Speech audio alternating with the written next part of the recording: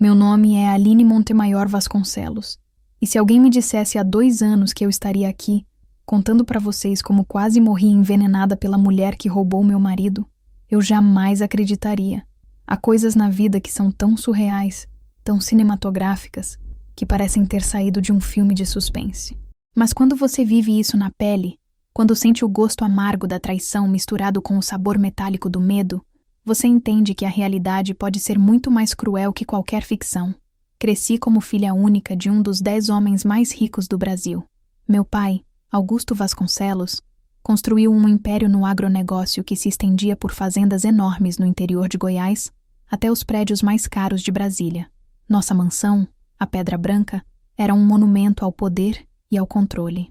Cada mármore importado, cada obra de arte nas paredes, cada empregado uniformizado era uma lembrança constante de que eu não era apenas Aline. Eu era a herdeira dos Vasconcelos, e isso vinha com um peso que sufocava minha alma desde criança. Minha mãe, Doralice, era uma pianista talentosa que conheceu meu pai em um concerto em São Paulo. Ela trouxe música e delicadeza para aquela casa fria, mas morreu quando eu tinha apenas 12 anos. Um câncer silencioso que a levou em 6 meses, deixando apenas o eco das suas composições pelos corredores vazios. Depois disso, meu pai se tornou ainda mais controlador, como se pudesse me proteger do mundo, trancando-me em uma prisão dourada. Aos 26 anos, eu já havia tentado várias vezes ter uma vida normal. Estudei artes na Europa, na esperança de que a distância me desse a liberdade que eu tanto desejava. Mas os tentáculos do controle paterno chegavam até Paris. Ele monitorava cada real que eu gastava, cada pessoa com quem eu saía, cada decisão que eu tomava. Eu me sentia como um pássaro engaiolado, cantando para plateias que só me viam como a filha do poderoso Augusto Vasconcelos. Foi em uma exposição de arte contemporânea em Belo Horizonte que conheci Jean Cavalcante Noronha. Ele estava parado na frente de uma escultura de ferro retorcido, observando-a com uma intensidade que me chamou a atenção. Diferente dos homens que meu pai costumava apresentar, todos herdeiros, todos formatados no mesmo molde de privilégio, Jean tinha algo de genuíno nos olhos. Suas mãos eram calejadas, suas roupas elegantes, mas sem ostentação. Quando começamos a conversar, descobri que ele havia construído uma fortuna na mineração, começando como operário nas minas de Minas Gerais e chegando ao topo através de trabalho duro, inteligência e, admito, uma boa dose de sorte. Jean me contou histórias da sua infância na Vila Esperança, uma cidadezinha do interior onde seu pai, Benedito, trabalhava como mecânico. Ele falava do cheiro de óleo diesel misturado com o pó vermelho das estradas de terra, das madrugadas acordando para ajudar o pai na oficina antes de ir para a escola. Havia uma honestidade brutal nas suas palavras que me tocou profundamente. Aqui estava um homem que conhecia o valor real do dinheiro, porque havia suado por cada centavo. Nossa paixão foi instantânea e avassaladora. Jean me via como Aline, não como a herdeira. Ele me fazia rir de uma forma que eu havia esquecido que era possível. Quando estava com ele, eu conseguia respirar livremente pela primeira vez na vida. Mas meu pai ficou furioso quando descobriu nosso relacionamento. Para ele, Jean não passava de um aventureiro interesseiro que queria se aproveitar da nossa fortuna. As discussões em casa se tornaram insuportáveis. Meu pai chegou ao ponto de contratar seguranças para me impedir de sair e ver Jean. Foi então que tomei a decisão mais corajosa da minha vida. Fugi. Uma madrugada, com a ajuda do Juventino, nosso motorista que me conhecia desde criança e era a pessoa mais leal que eu tinha, saí da mansão Pedra Branca levando apenas uma mala pequena e o coração cheio de esperança. Jean me esperava na estrada e juntos dirigimos até São Paulo, onde nos casamos em uma cerimônia simples, apenas com 2 testemunhas que não nos conheciam. Os primeiros meses do nosso casamento foram os mais felizes da minha vida. Morávamos em um apartamento modesto comparado ao que eu estava acostumada, mas cada canto daquele lugar estava impregnado de amor verdadeiro. Jean trabalhava muito, expandindo seus negócios, e eu finalmente tinha liberdade para explorar minha paixão pela arte. Abri um pequeno ateliê no centro da cidade, o Luz Dourada, onde pintava e dava aulas para crianças carentes. Pela primeira vez, eu sentia que minha vida tinha propósito além de ser apenas uma herdeira, mas a pressão começou a crescer. Meu pai usou toda sua influência para dificultar os negócios de Jean. Contratos foram cancelados misteriosamente, financiamentos negados, parcerias desfeitas. Jean começou a ficar estressado, trabalhando até altas horas, chegando em casa exausto e irritado. Nossas conversas se tornaram escassas, nossos momentos de intimidade raros. Eu tentava ser compreensiva, mas sentia que estava perdendo o homem por quem havia abandonado tudo. Foi nesse momento de fragilidade no nosso casamento que ela apareceu. Patrícia Belmont Sampaio. Uma mulher deslumbrante, com aquela elegância natural que vem de gerações de boa educação. Ela se apresentou como herdeira de uma tradicional família paulista, interessada em investir nos negócios de mineração. Jean ficou imediatamente fascinado por ela, não apenas pela beleza, mas pela forma inteligente como ela falava sobre negócios, pela cultura refinada, pela maneira como parecia entender perfeitamente os desafios que ele enfrentava. Eu percebi a mudança no meu marido quase imediatamente. Ele começou a chegar mais tarde em casa, sempre com desculpas sobre reuniões com a investidora. Seus olhos tinham um brilho diferente quando falava sobre os projetos que estavam desenvolvendo juntos. E eu, ingênua, chegava até a incentivá-lo, feliz por vê-lo animado novamente com o trabalho.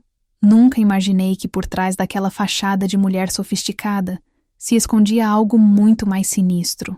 As suspeitas começaram quando notei que Jean estava diferente fisicamente também. Ele emagrecera, tinha olheiras profundas, reclamava constantemente de dores de cabeça e problemas estomacais. Quando sugeri que procurasse um médico, ele dizia que era só estresse do trabalho. Mas algo no meu instinto de mulher me dizia que havia mais coisa acontecendo do que aparentava. O golpe final veio numa terça-feira cinzenta de julho. Jean chegou em casa mais cedo, o que já era incomum, e me pediu para sentarmos na sala. Seu rosto estava sério, quase solene. Com uma voz que eu mal reconhecia, ele me disse que não me amava mais, que havia encontrado alguém especial, alguém que o compreendia de verdade. Patrícia estava grávida, ele disse, e eles iam se casar assim que nosso divórcio fosse finalizado. Senti como se o mundo tivesse desabado sobre minha cabeça. Todas as palavras que eu queria gritar ficaram presas na garganta. Como o homem que me fazia rir, que me abraçava nas madrugadas frias, que dizia que eu era o amor da sua vida, podia estar me dispensando como se eu fosse apenas um obstáculo nos seus planos. Saí da nossa casa naquela mesma noite, levando apenas uma mala com algumas roupas e o coração completamente despedaçado. Mas vocês não fazem ideia do que eu ainda ia descobrir sobre Patrícia Belmont Sampaio. O que ela realmente queria não era apenas roubar meu marido. Era muito, muito pior que isso. E se não fosse por uma coincidência do destino, tanto eu quanto Jean estaríamos mortos hoje, porque por trás daquela máscara de sofisticação se escondia uma assassina fria e calculista, e nós éramos apenas mais 2 nomes na sua lista negra.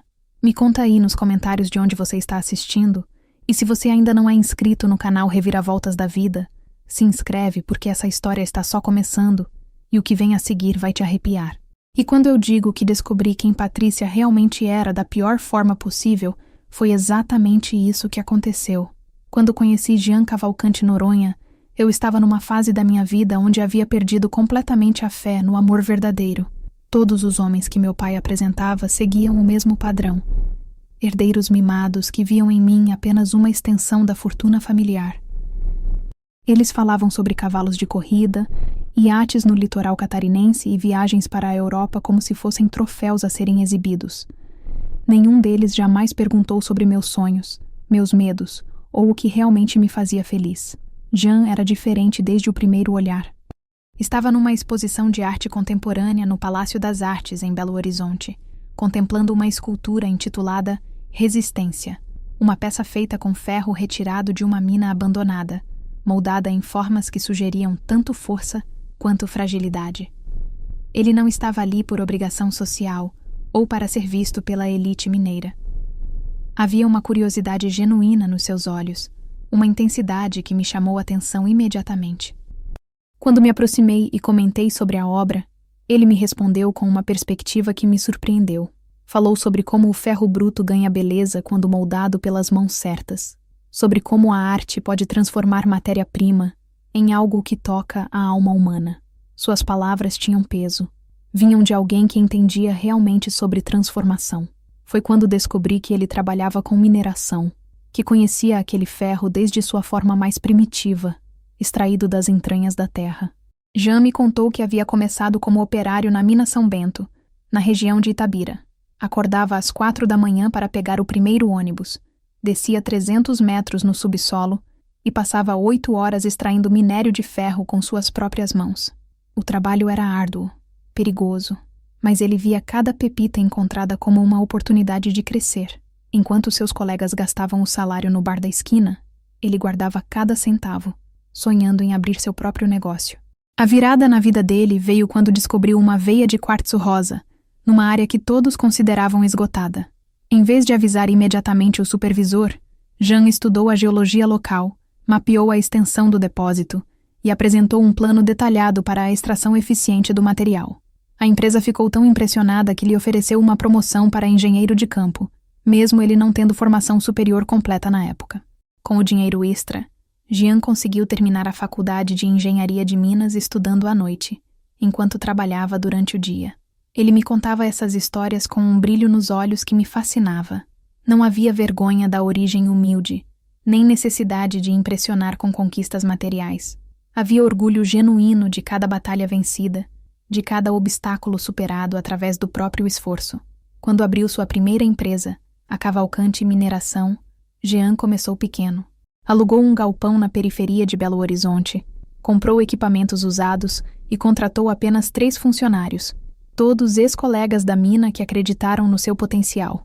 O primeiro grande contrato veio depois de 2 anos de trabalho árduo, quando descobriu uma jazida de ametista de qualidade excepcional numa propriedade rural que todos haviam descartado. O sucesso de Jean não veio da sorte, mas da sua capacidade de enxergar oportunidades onde outros viam apenas pedras. Ele desenvolvia tecnologias de extração menos invasivas, criava parcerias justas com proprietários rurais e reinvestia os lucros na expansão responsável do negócio. Em 5 anos, a Cavalcante Mineração se tornou uma das empresas de médio porte mais respeitadas de Minas Gerais.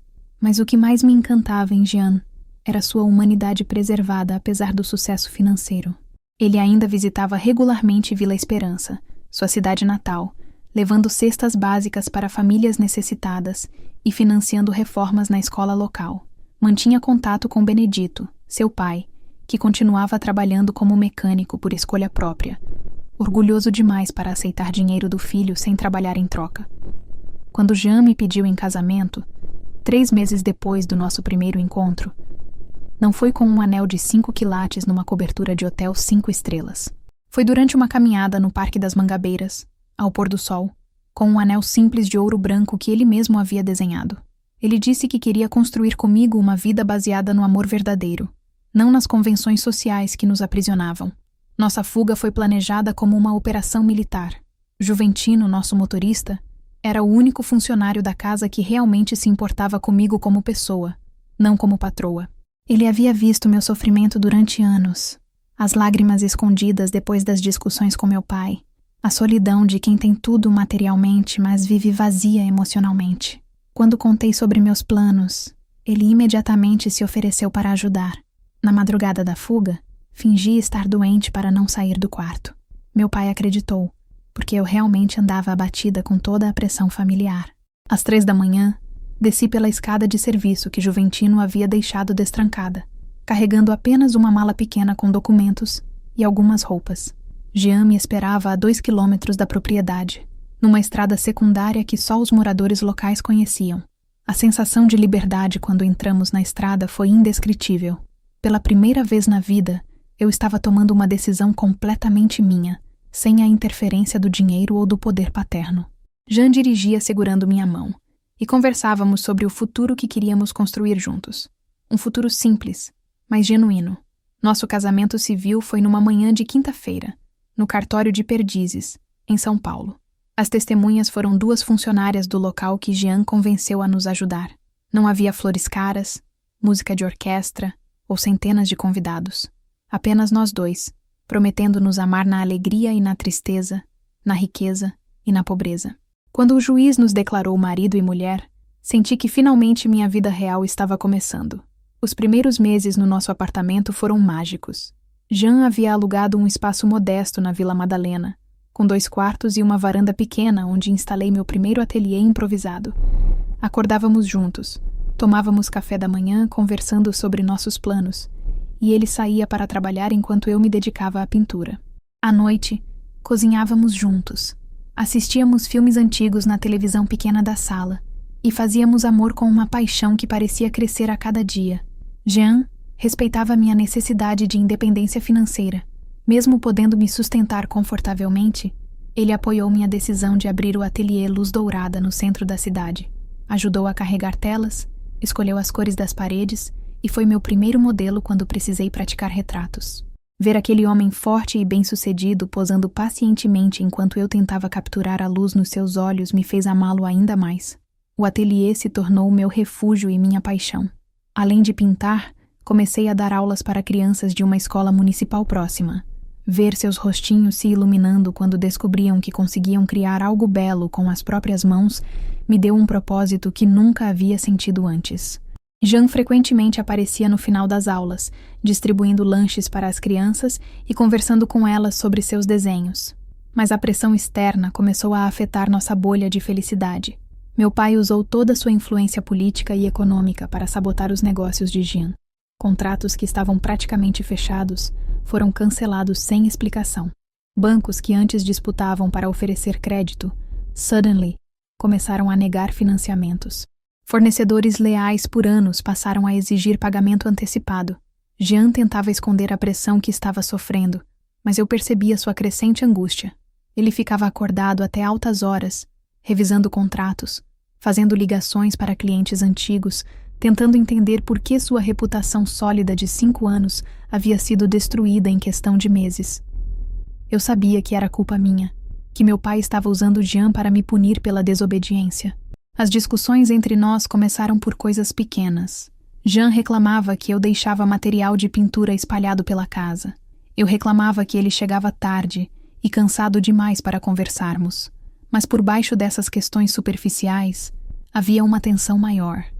A sensação de que forças externas estavam tentando destruir o que construíramos com tanto amor. Foi nesse momento de fragilidade, quando nosso casamento passava por sua primeira crise real, que Patrícia Belmont Sampaio entrou em nossas vidas como uma cobra vestida de seda. Patrícia apareceu numa manhã de terça-feira, quando Jean estava particularmente abatido após perder mais um contrato importante. Eu estava no ateliê, tentando terminar uma tela que havia prometido para uma exposição beneficente, quando Jean me ligou com uma animação na voz que eu não ouvia há semanas. Uma investidora estava interessada nos negócios dele. Queria marcar uma reunião para discutir uma parceria de longo prazo. Na primeira vez que a vi, reconheço que fiquei intimidada. Patrícia tinha aquela elegância natural que parece vir do berço, o tipo de sofisticação que eu sempre tentei alcançar, mas nunca consegui de forma tão effortless. Ela usava um conjunto Chanel azul marinho, sapatos Louboutin discretos e carregava uma bolsa Hermès que custava mais que um carro popular. Mas não era ostentação, era classe pura, como se aqueles objetos caros fossem apenas complementos naturais da sua personalidade.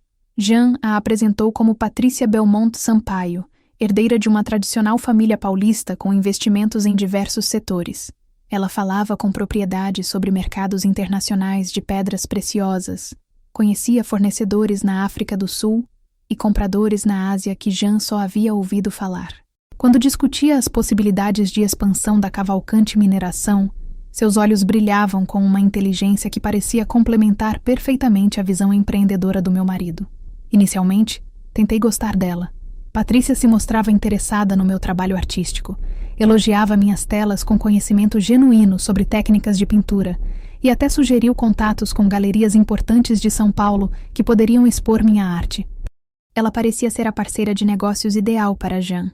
Inteligente, bem conectada e com capital suficiente para tirar a empresa da crise que meu pai havia provocado. As reuniões entre eles se tornaram cada vez mais frequentes. Primeiro eram encontros formais no escritório da Cavalcante Mineração, mas logo evoluíram para almoços de negócios em restaurantes sofisticados, depois jantares para discutir estratégias de mercado, que se estendiam até altas horas.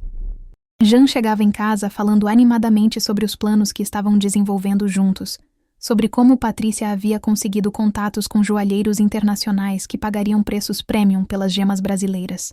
Eu tentava demonstrar interesse e apoio, mas algo no meu instinto feminino me incomodava. A forma como Patrícia olhava para Jean Não era apenas profissional. Havia uma intensidade nos seus olhos quando ela falava com ele, uma maneira de tocar levemente o braço dele durante as conversas, de rir um pouco mais alto que o necessário das suas piadas. Eram gestos sutis demais para Jean perceber, mas gritantes para qualquer mulher observando a situação. Quando mencionava minhas preocupações para Jean, ele as descartava como ciúme infundado. Dizia que Patrícia era uma mulher de negócios séria, focada apenas nos investimentos, e que eu estava sendo paranoica por causa da pressão que estávamos enfrentando. Ele tinha razão sobre a pressão. Os ataques do meu pai aos negócios dele haviam se intensificado, e Patrícia parecia ser a salvação que tanto precisávamos. A mudança no comportamento de Jean foi gradual, mas perceptível. Ele começou a se vestir com mais cuidado para as reuniões com ela, passou a usar um perfume diferente e chegava em casa com presentes caros, flores importadas, vinhos franceses, joias delicadas, dizendo que Patrícia havia sugerido que ele precisava ser mais romântico comigo. Ironicamente, enquanto ele tentava melhorar nosso relacionamento seguindo conselhos dela, eu sentia que estava perdendo meu marido para aquela mulher. As mudanças físicas em Jean também se tornaram mais evidentes. Ele emagreceu consideravelmente, perdendo a robustez saudável que sempre teve. Suas faces ficaram mais angulares, os olhos fundos, e ele desenvolveu uma tosse seca que persistia por semanas. Quando sugeri que procurasse um médico, ele atribuía tudo ao estresse dos negócios e às longas horas de trabalho. Patrícia até se ofereceu para pagar consultas com os melhores especialistas, demonstrando uma preocupação com a saúde dele que me fez sentir ainda mais ameaçada. Durante esse período, minha própria vida começou a desmoronar silenciosamente. As aulas no ateliê se tornaram meu único escape, mas mesmo ali eu não conseguia me concentrar completamente. As crianças percebiam minha tristeza e tentavam me animar com desenhos coloridos e abraços espontâneos. Uma menina de 7 anos, a pequena Isabela, me desenhou junto com Jean segurando um coração partido, dizendo que queria que ficássemos felizes novamente. A situação chegou ao limite numa sexta-feira de dezembro. Jean havia saído para mais um jantar de negócios com Patrícia, e eu decidi fazer uma surpresa preparando seu prato favorito para quando ele voltasse. Fiz aquela lasanha de berinjela que havia aprendido com Dona Maria, nossa antiga cozinheira, e arrumei a mesa com velas e flores do nosso pequeno jardim da varanda. Jean chegou depois da meia-noite, visivelmente perturbado. Ele mal tocou na comida, ficou empurrando os pedaços no prato enquanto eu tentava iniciar uma conversa. Quando perguntei como havia sido a reunião, ele respondeu de forma evasiva, dizendo apenas que Patrícia estava passando por alguns problemas pessoais e que haviam conversado mais sobre isso do que sobre negócios. Foi nessa noite que percebi algo definitivo havia mudado. Jean se deitou na nossa cama e ficou acordado por horas, olhando para o teto, suspirando profundamente como se carregasse um peso imenso nos ombros. Quando tentei abraçá-lo, ele se afastou gentilmente, dizendo que estava com dor de cabeça. Era a primeira vez em 2 anos de casamento que ele rejeitava minha proximidade. As semanas seguintes foram uma agonia silenciosa. Jean se tornava cada dia mais distante, mais absorto em pensamentos que ele não compartilhava comigo. Nossas conversas se limitavam ao básico necessário para a convivência doméstica.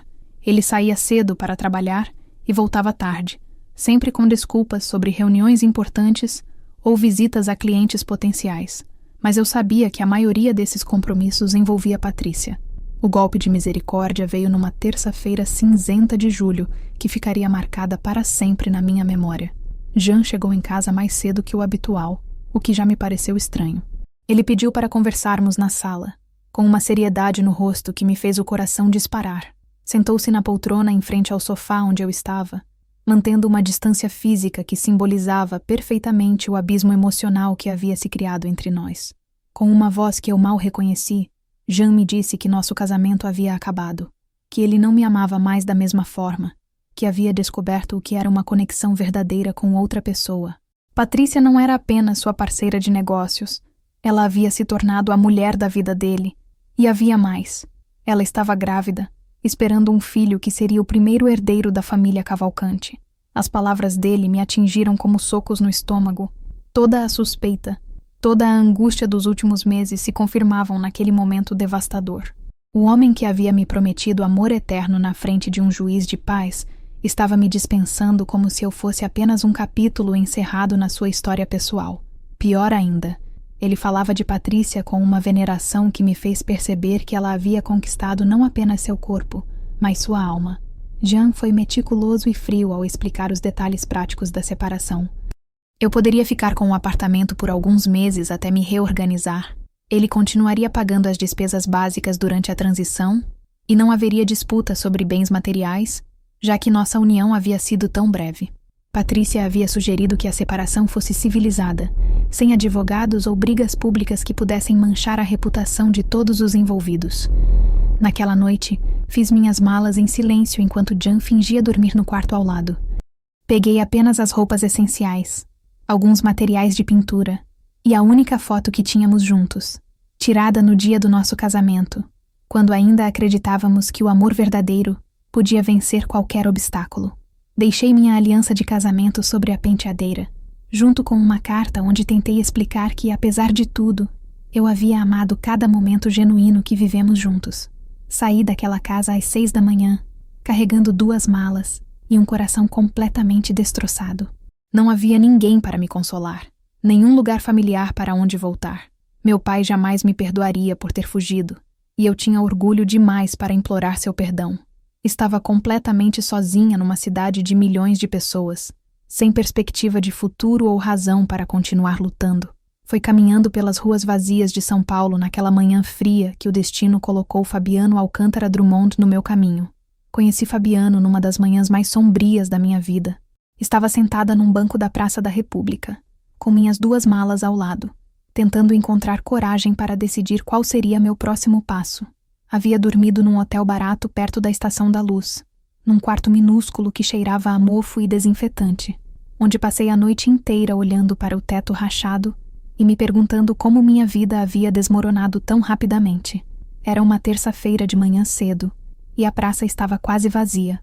Apenas alguns moradores de rua se aquecendo nos bancos, cachorros vadios procurando comida e trabalhadores apressados atravessando o espaço para chegar aos pontos de ônibus. Eu me sentia completamente invisível, mais uma pessoa perdida numa metrópole que não perdoa os fracos. Foi quando um homem alto, de cabelos escuros levemente despenteados e óculos de armação discreta, se aproximou do banco ao lado do meu. Ele carregava uma pasta de couro marrom gasta pelo tempo e uma xícara de café fumegante.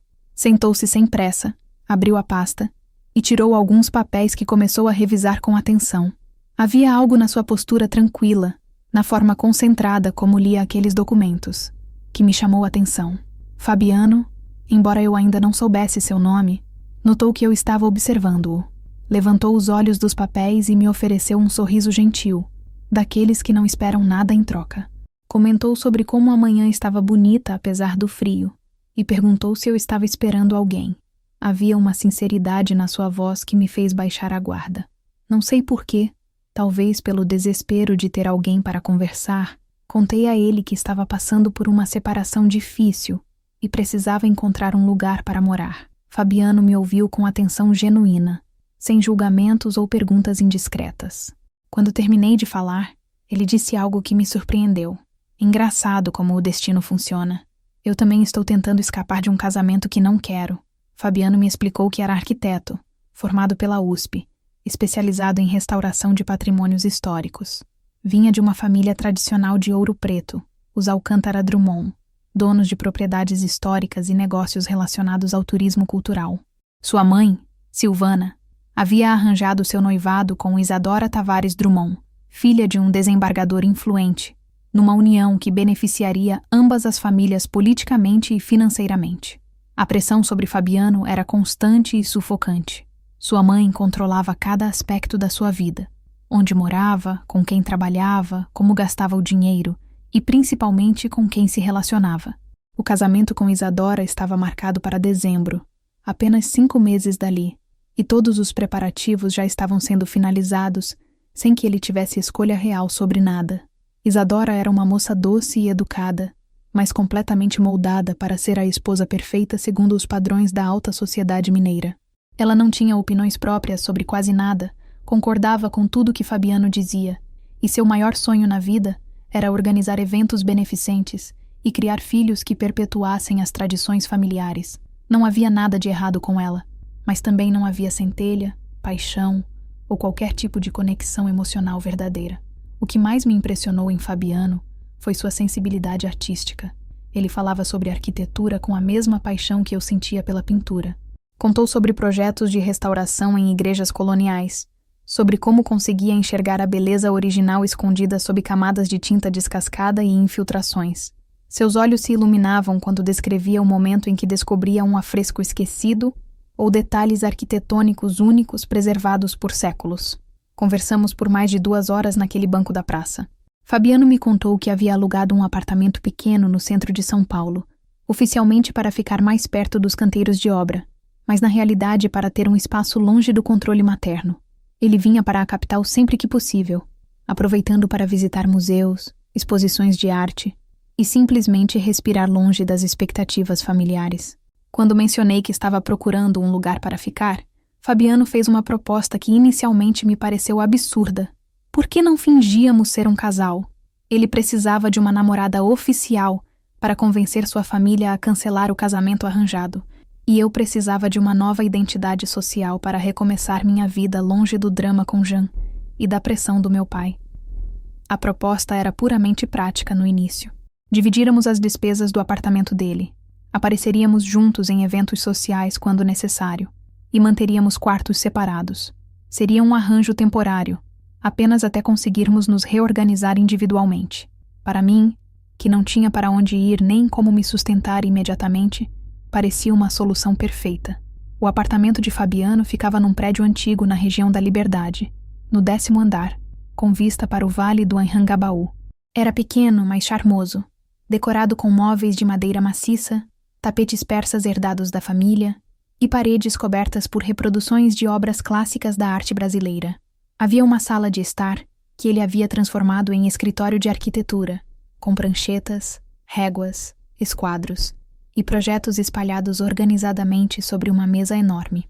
Nos primeiros dias, mantivemos uma convivência formal e respeitosa.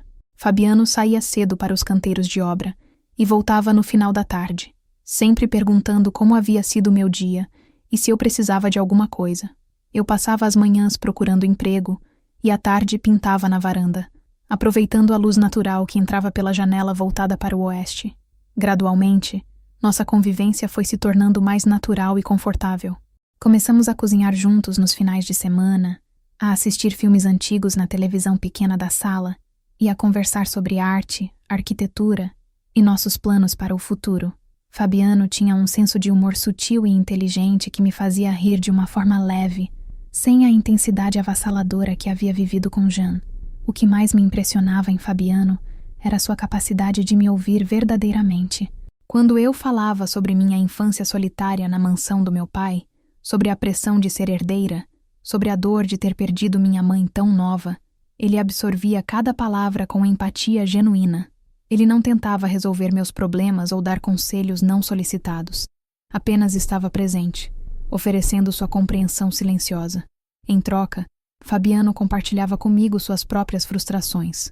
A pressão familiar para seguir tradições que não faziam sentido para ele, o sufocamento criativo de ter que projetar sempre as mesmas casas coloniais que a elite mineira considerava adequadas, a solidão de não ter ninguém com quem pudesse ser autenticamente ele mesmo. Éramos 2 almas feridas tentando se curar mutuamente sem pressão ou expectativas. A transformação do nosso relacionamento de conveniência em algo mais profundo aconteceu de forma tão natural que nem percebemos quando cruzamos a linha da amizade. Começou com pequenos gestos. Fabiano me trazendo flores do mercado central quando voltava do trabalho, eu preparando seu café exatamente como ele gostava todas as manhãs. Longas conversas na varanda vendo o pôr do sol tingir os prédios de dourado. Uma noite de sábado, enquanto assistíamos a um filme francês antigo que ele havia alugado numa videolocadora do bairro, percebi que estava olhando mais para Fabiano do que para a tela.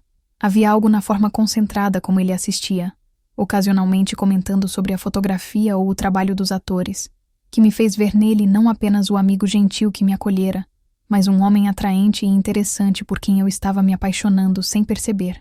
Nosso primeiro beijo aconteceu espontaneamente, durante uma discussão acalorada sobre arte contemporânea versus clássica. Fabiano defendia que a inovação era essencial para manter a arte viva, enquanto eu argumentava que certas técnicas tradicionais tinham valor atemporal. No meio da discussão, Ele se inclinou para mostrar um detalhe num livro de arquitetura que estava na mesa.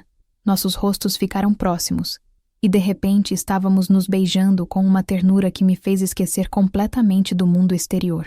Naquela noite, pela primeira vez desde que saíra da casa que dividira com Jean, senti que estava realmente em casa.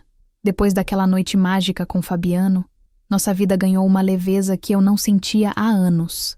Acordávamos juntos, tomávamos café conversando sobre nossos sonhos, e ele saía para trabalhar enquanto eu me dedicava à pintura, com uma inspiração renovada. Minhas telas passaram a refletir cores mais vivas, formas mais esperançosas. Era como se minha alma tivesse finalmente encontrado paz depois de tanto sofrimento. Mas a vida tem uma forma cruel de nos lembrar que a felicidade pode ser frágil. 3 semanas depois do nosso primeiro beijo, recebi uma ligação que mudaria tudo. Era Juventino, o motorista da minha família, falando em sussurros nervosos.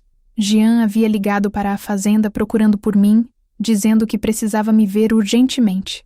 Havia descoberto algo importante sobre Patrícia que eu precisava saber. Minha primeira reação foi de raiva. Como Jean ousava me procurar depois de ter me abandonado por aquela mulher? Mas algo no tom desesperado que Juventino descreveu me fez ficar inquieta. Jean nunca foi de dramatizar situações. E se ele estava realmente preocupado, talvez houvesse algo sério acontecendo. Conversei com Fabiano sobre a ligação, e ele, com a sabedoria tranquila que eu tanto admirava nele, sugeriu que eu pelo menos ouvisse o que Jean tinha a dizer. Não por ele, mas pela minha própria paz de espírito. Se fosse algo importante, eu ficaria sabendo.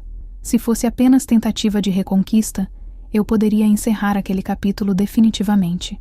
Decidimos que eu encontraria Jean num local neutro, o Café Serafina, onde Fabiano e eu costumávamos nos encontrar nos primeiros dias da nossa sociedade. Seria durante a tarde, com Fabiano esperando numa mesa próxima, apenas para eu me sentir segura. Não havia nada que Jean pudesse me dizer que mudaria minha decisão de ficar com Fabiano, mas minha curiosidade estava despertada. Jean chegou ao café visivelmente abatido. Ele havia emagrecido ainda mais, suas roupas pareciam folgadas demais, e havia uma palidez doentia no seu rosto que me assustou.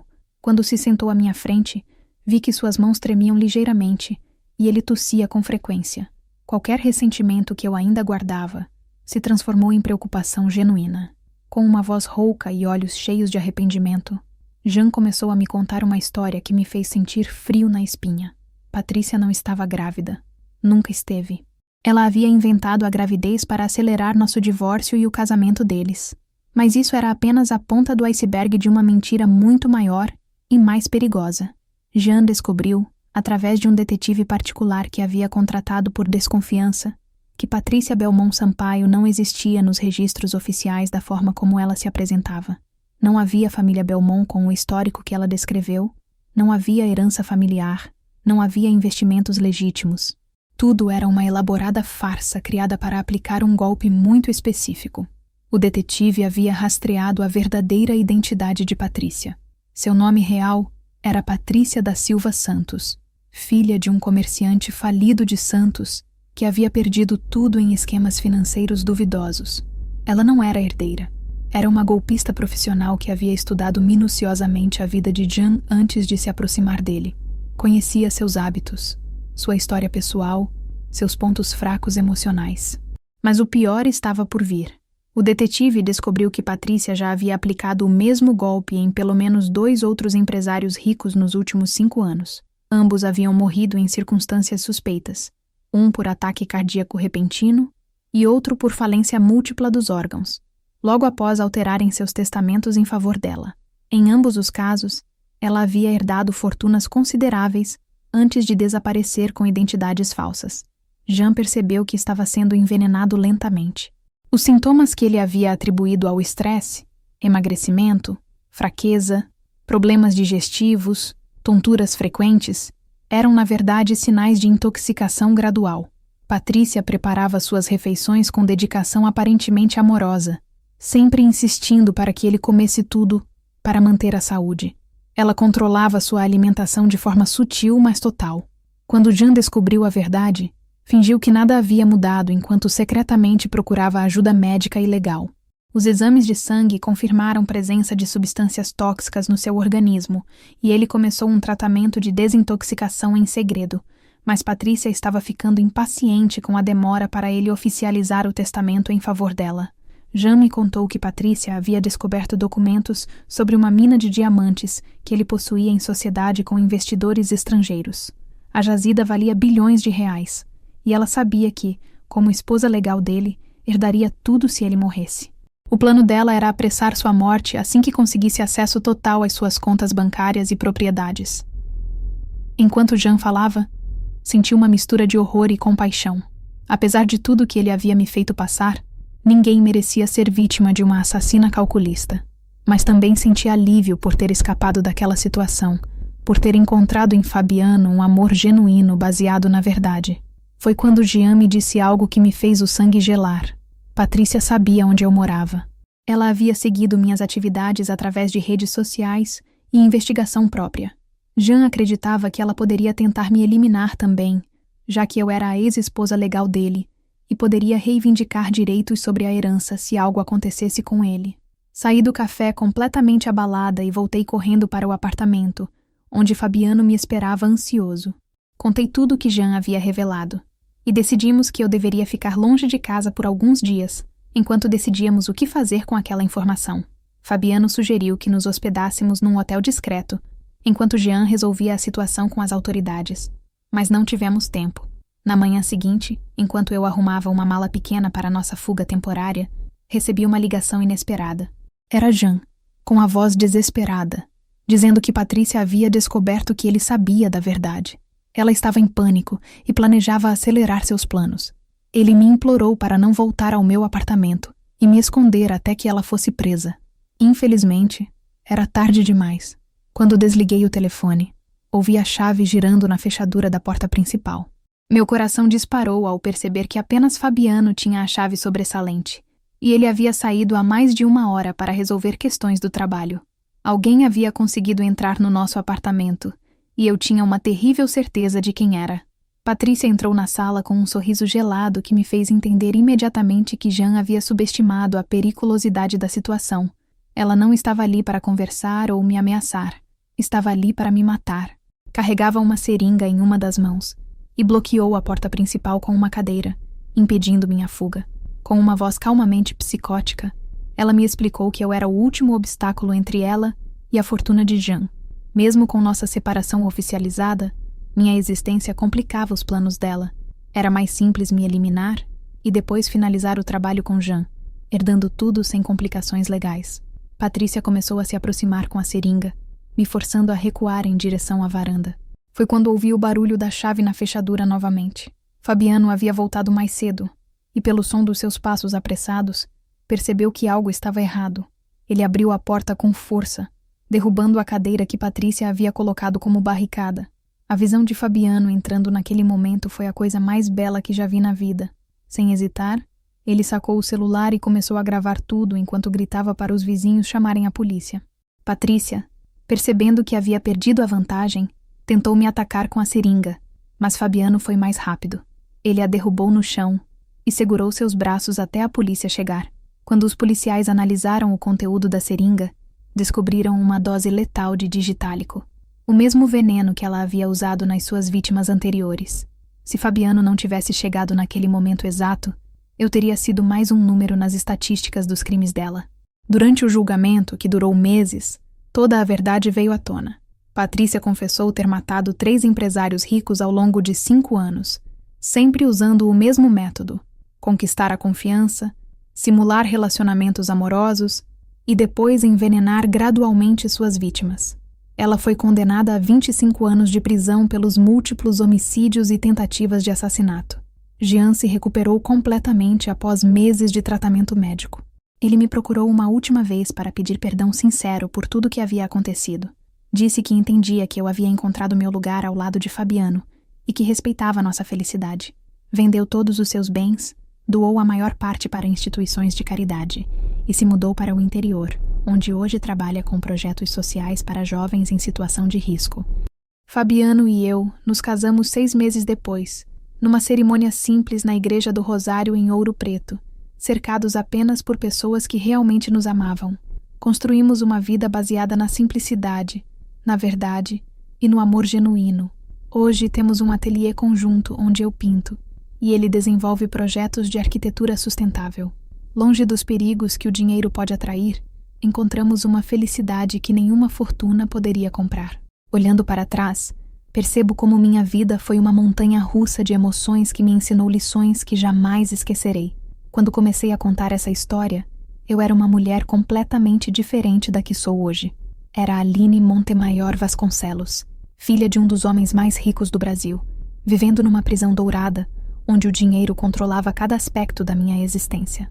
Fugi daquela vida buscando amor verdadeiro e encontrei Jean, um homem que havia construído sua fortuna com as próprias mãos. Nossa paixão foi intensa. Nosso casamento foi um ato de coragem contra todas as pressões familiares. Por alguns meses preciosos, vivi o que achei ser o amor da minha vida. Jean me mostrou que era possível ser rica em sentimentos mesmo longe do luxo que sempre conheci. Mas a vida tem formas cruéis de nos testar. A pressão do meu pai destruiu nossos negócios, nossa felicidade, e abriu espaço para que uma predadora entrasse em nossas vidas. Patrícia Belmont. Sampaio apareceu como a salvação dos problemas financeiros de Jean, mas na verdade era uma assassina profissional que já havia matado outros homens ricos, usando exatamente a mesma estratégia. Quando Jean me pediu o divórcio para ficar com ela, senti que meu mundo havia desmoronado completamente. Saí de casa sem nada além de 2 malas e um coração despedaçado, sem ter ideia de que aquela separação havia na verdade salvado minha vida. Se eu tivesse continuado casada com Jean, provavelmente seria mais uma vítima de Patrícia, que não hesitaria em eliminar qualquer obstáculo aos seus planos. Foi na minha hora mais sombria que conheci Fabiano, um homem gentil que também estava fugindo das pressões familiares. Nosso relacionamento começou como um acordo de conveniência. Eu precisava de um lugar para ficar.